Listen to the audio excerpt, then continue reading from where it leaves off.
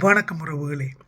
என் பள்ளி பருவத்தில் ஆரம்பத்தில் எம்எஸ் விஸ்வநாதன், சங்கர் கணேஷ், திரைசேத்திலகம், கேவி மாதவன் போன்ற இசையமைப்பாளர்களை கேட்டுத்தான் ஆரம்பத்தில் நாங்கள் வளர்ந்தோம். இந்த நிலையில் எனக்கு தெரியும் ஒரு 25 வருட கால பீரியட்டுக்கு எம்எஸ்வி திரையுலகை தனது கட்டுப்பாட்டுக்குள் வைத்திருக்கலாம். சிவாஜி கணேசன், எம்ஜிஆர், ஜெமினி கணேசன், ஜெயசங்கர், ரவிச்சந்திரன் யார் படமாக இருந்தாலும் எம்எஸ்வியின் பாடல்கள் இருந்தால் தான் அது வெற்றி பெறும் அந்த காலத்தில் என்ற நிலைமை இருந்தது. எம்எஸ்வியின் பாடலுக்காண்டியே திரைப்படங்கள் 100 நாட்களுக்கு மேல் ஓடிய வரலாறுகள் எல்லாம் உண்டு. இந்த காலகட்டத்தில் தான் அன்னக்கிளி படத்தின் மூலம் இளையராஜா அறிமுகமாகிறார்.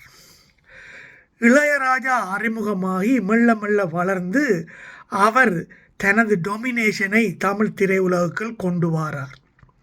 எப்படி எம்எஸ்வி தமிழ் திரையுலகை தனது கட்டுப்பாட்டுக்குள் வைத்திருந்தாரோ, இன்னும் சொல்லப்போனால் ஒருபடி மேலே போய் இசைஞானி இளையராஜாவின் இசை இல்லாட்டில் எந்த படமுமே ஓடாது என்ற நிலைமை இருந்தது உறவுகளே.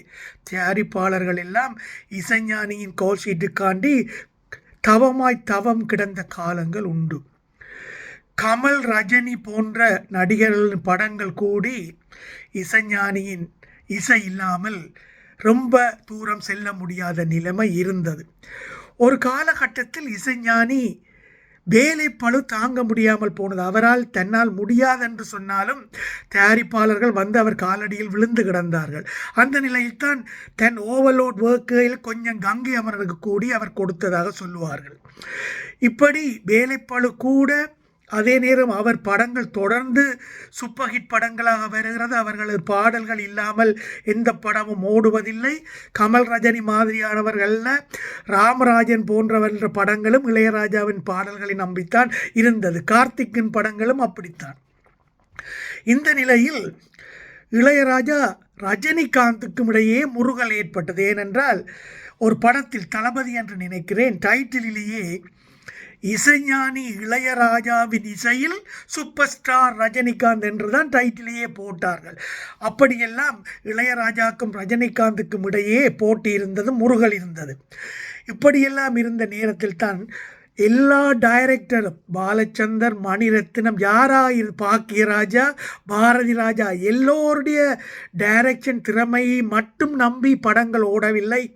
அந்த படங்களில் இளையராஜாவின் பாட்டுக்கள் தான் அந்த படங்களை தூக்கி நிறுத்தின என்பதை யாராலும் மறக்க முடியாத உறவுகளே. இப்படி இளையராஜா தமிழ் இண்டஸ்ட்ரியின் பீக்கில் இருக்கும் பொழுது அவருக்கு தலைக்கணம் கூடிவிட்டது. அவர் கோல்ஷீட் தாரார் இல்லை, அல்லது அவரது சம்பளத்தை ரொம்பவே லட்சக்கணக்காக உயர்த்தி விட்டார் என்று எல்லோரும் மனதுக்குள் பொறுமினார்களே தவிர தயாரிப்பாளருக்கு வேறு வழி தெரியவில்லை. இந்த நிலையில் சிந்து பைரவி படம் பெரிய ஹிட்டானது. வியாபார ரீதியிலேயும் மக்கள் மத அபிமானத்தையும் பெற்றது.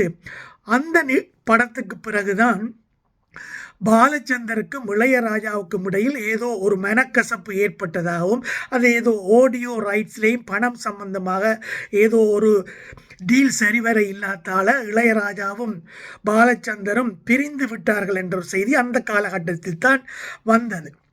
இப்படி பாலச்சந்தர் இளையராஜாவுடன் மனக்கசப்பில் இருக்கும் காலத்தில் தான் பாலச்சந்தரின் கவிதாலயா புரொடக்ஷன் ரோஜா என்ற படத்தை மணிரத்னத்தை வைத்து எடுக்க தயாராகி கொண்டு இருந்தது.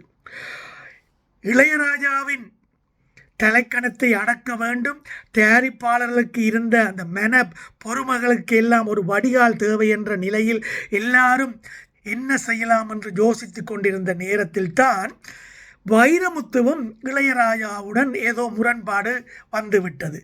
வைரமுத்துவும் இளையராஜாவும் நல்ல நண்பர்களாக இருந்தார்கள், தொழிலையும் சேர்ந்து எத்தனையோ நல்ல படைப்புகளை தந்தார்கள். இந்த காலகட்டத்தில் வைரமுத்துவும் இளையராஜாவுடன் ஏதோ ஒரு ஆர்கியூமெண்ட் பற்றி மெல்ல மெல்ல பிரிய தொடங்கினார். இதனால் வைரமுத்து தான் டுலிப் என்ற ஒரு பையன், உங்களுக்கு தெரியும் ஏஆர் ரஹ்மானின் உண்மையான பேர் திலீப் தான்.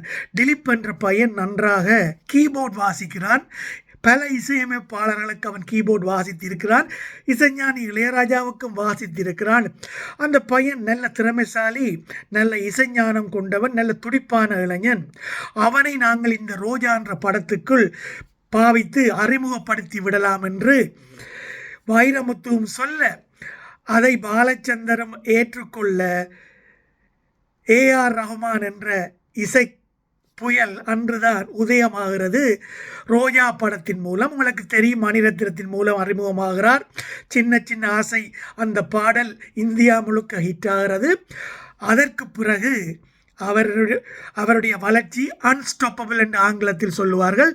கடைசியில் உச்சம் தொட்டார், வானம் தொட்டார், கடைசியில் ஆஸ்கார் நாயகனாக கூடி வந்தார். இப்படி அவரின் வெற்றிக்கு வைரமுத்துவும் இளையராஜாவிடம் இருந்து பிரிந்து ரஹ்மானுடன் ஒரு ஜோடி சேர்ந்ததும் ஒரு காரணம் உறவுகளே. சில வேளை இயற்கையாகவே இப்படியான நல்ல கலைஞர்களை ஒன்றாக சேர்த்துவிடும். அது விதிவசம் என்று கூடி சொல்லிக் கொள்ளலாம். அப்படி சேர்த்ததால தான் இளையராஜாவின் அந்த டொமினேஷனுக்கு பிறகு ஏஆர் ரஹ்மானும் வைரமுத்துவும் மணிரத்னம், பாலச்சந்தர் போன்ற டைரக்டர் எல்லாம் சேர்ந்து மீண்டும் தமிழ் திரையுலகில் தரமான படங்களையும் தரமான பாடல்களையும் எல்லாரும் கொடுக்கக்கூடியதாக இருந்தது உறவுகளே.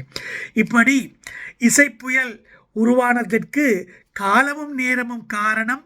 அதே நேரம் அப்படி ஒரு சம்பவம் நடப்பதற்கு விதியும் அந்த நேரத்தில் வழிவிட்டிருந்தது என்பதும் உண்மைதான் உறவுகளே.